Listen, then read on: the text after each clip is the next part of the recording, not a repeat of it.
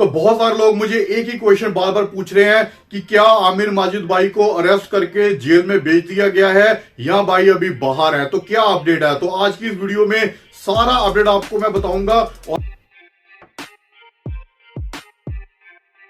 जिस चीज का हमें डर था तो फाइनली वही काम हो चुका हुआ है। आमिर भाई के केस के ऊपर, आमिर माजिद के केस के ऊपर बहुत ही बड़ा और बहुत ही सीरियस अपडेट निकल के आ रहा है। आमिर भाई के खिलाफ भी अटेम्प्ट टू मर्डर का केस जो है वो हो चुका हुआ है।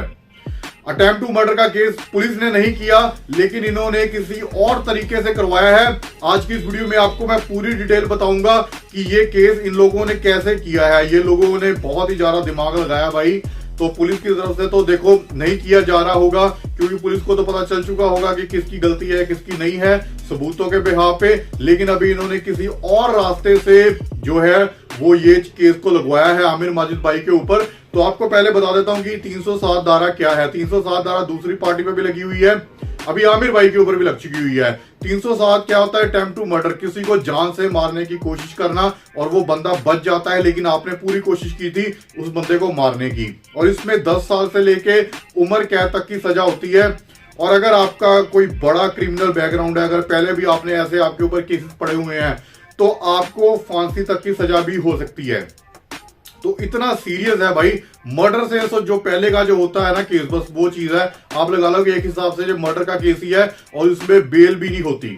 जिस बार अगर आपको इस केस के तहत अगर आपको अरेस्ट किया जाता है तो आपकी बेल भी नहीं होगी, आपको जेल जो जितनी सजा होगी आपको वो काटनी पड़ेगी, और बीच केस में आपको उसी टाइम पे अरेस्ट भी कर लिया जाता है। तो ये होता है 307। अभी आपको बताता कि उन बंदों ने कैसे 307 लगवाई है। उन बंदों ने पहले सारे सबूत जो है इकट्ठे किए, क्योंकि आगे की सीसीटीवी फुटेज जो थी वो अभी तक भी हमें तो मिली नहीं है भाई। उन्होंने निकलवा ली होगी और निकलवा के उन्होंने सारे सबूत इकट्ठे करके अपना मेडिकल लगा के उन्होंने कोर्ट में केस लगाया।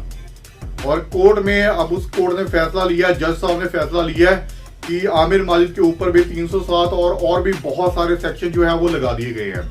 तो देखो भाई, कोर्ट का जो हमारे देश का जो कोर्ट है, हमारे देश की जो लॉ है, हमारे देश की जो जज है, मैं उनका बिल्कुल उनके जो डिसीजन होंगे उनका मैं स्वागत करूंगा। अगर उन्होंने ये चीज की है तो मेरे हिसाब से कहीं ना कहीं उनको ये चीज लगी होगी कि आमिर माजिद की तरफ से भी कोई ना कोई गलती हुई है, क्योंकि देखो लड़ाई दोनों तरफ से हुई है, दोनों तरफ के बंदे जख्मी हुए हैं। तो जो कोर्ट है, जो जज हैं, वो एक बिल्कुल न्यूट्रल होके डिसीजन बताएंगे। तो अभी फिलहाल दोनों के ऊपर जो है बराबर का केस हो चुका हुआ है। लेकिन इसमें आमिर भाई का थोड़ा सा प्लस पॉइंट है, क्योंकि उन्होंने पहले ये जो है सारी चीजें करवाई है। तो जितना जो गैप होता है उस चीज का उसका बेनिफिट मिलेगा अभी आमिर माजिद भाई को। लेकिन अभी बहुत सारे ये भी बंदे बोल रहे हैं कि आमिर भाई को अरेस्ट भी कर लिया गया है। तो अरेस्ट का अभी देखो भाई क्लियर नहीं हुआ कि अरेस्ट हुआ है या नहीं हुआ। अभी मंडे को कोर्ट खुलेगी, जैसे ही वो मंडे को वहां पे पेश होंगे अपना भी ये लोग अभी वकील करेंगे, क्योंकि ये एक प्रॉपर ये केस बन चुका हुआ है। तो प्रॉपर केस बनने की वजह से अब इसमें बहुत सारी चीजें होंगी, और केस में आपको पता है कि टाइम तो लगता ही है जैसे जैसे केस चलता है। बस अभी देखना यह है कि आमिर भाई बाहर रह के केस लड़ते हैं या जज साहब उनको पहले ही अरेस्ट करवा देते हैं। तो अगर आमिर भाई अरेस्ट होंगे तो दूसरी पार्टी के बंदे भी अरेस्ट होंगे। तो मेरे हिसाब से इसमें अभी दोनों का क्रॉस पर्चा हो चुका है, 307 दोनों पे लगी हुई है। इसमें राजीनामा या हम कहें कॉम्प्रोमाइज के चांसेस बनते हैं, लेकिन जहां तक मैंने सुना है कि 307 में कॉम्प्रोमाइज जैसी चीजें नहीं होती।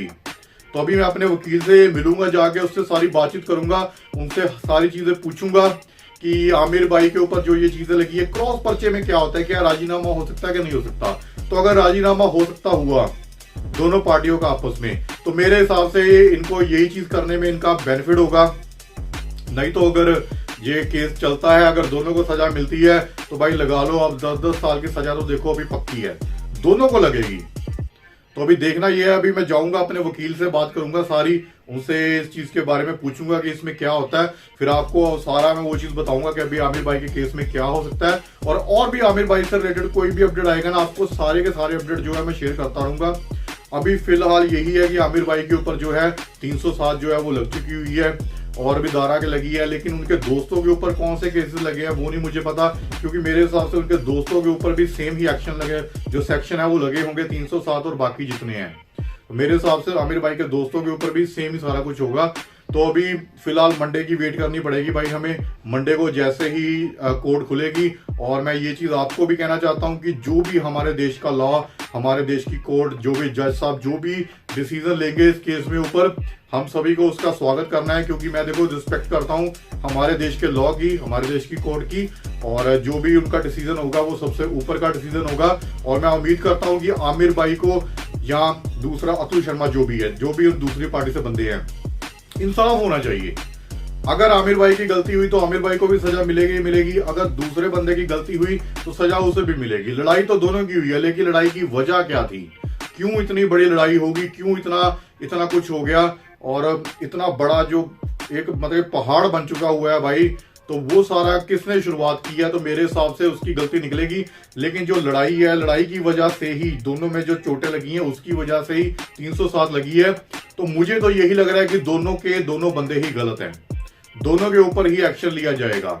लेकिन अभी वेट करनी है हमें जज साहब की, कि वो ही अभी डिसीजन ले सकते हैं इसमें। तो अगर राजीनामे का रास्ता निकलता हुआ तो बहुत बढ़िया है, ये केस यहीं पे खत्म भी हो सकता है। अगर राजीनामे का केस नहीं निकलता हुआ, सोल्यूशन नहीं निकलता हुआ, तो फिर भाई आप लगा लो कि 10-10 साल की सजा देखो दोनों की दोनों तरफ होंगी, और बहुत बड़ी प्रॉब्लम में आ जाएंगे भाई अभी ये दोनों बंदे, क्योंकि 307 दोनों के ऊपर लग चुकी हुई है।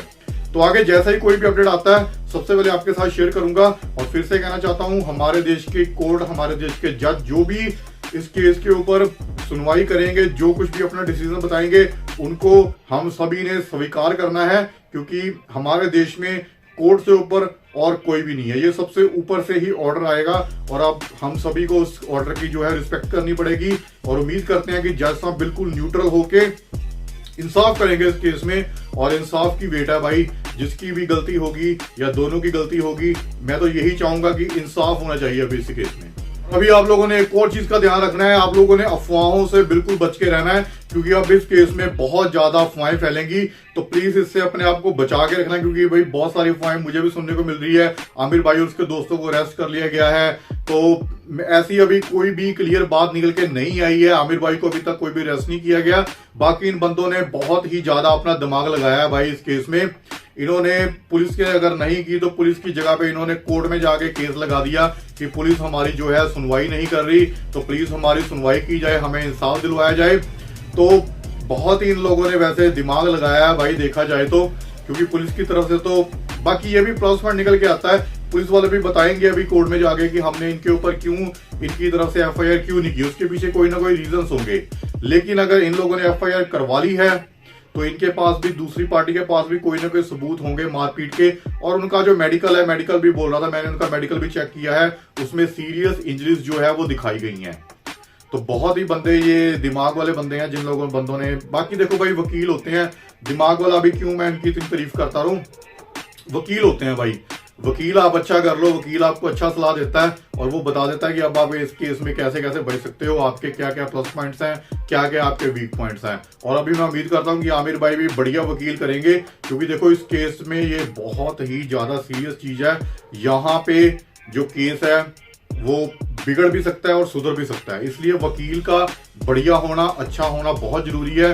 बाकी मैं अपने वकीलों से भी सारा बातचीत करता हूं, और जो भी मुझे वो बताएंगे मैं अपनी तरफ से भी शेयर करने की कोशिश करूंगा। मे भी शायद आमिर भाई को किसी ना किसी तरीके से कोई हेल्प हो। लेकिन फिर से बात वही पे आती है, जो भी बंदा गिल्टी होगा, जिस भी बंदे ने गलती होगी, या अगर दोनों की गलती होगी तो दोनों के ऊपर उनको सजा मिलनी चाहिए। जज साहब जो भी कहेंगे हमें अप्रूव होगी वो सारी बातें। अगर दोनों ही बंदे बचते हुए, अगर दोनों को ही सजा नहीं हुई तो वो भी हम स्वागत करेंगे उस डिसीजन का भी। तो जो भी डिसीजन होगा अभी हमारे कोर्ट पे और हमारे जज साहब के ऊपर है कि वो क्या आखिरी फैसला सुनाते हैं।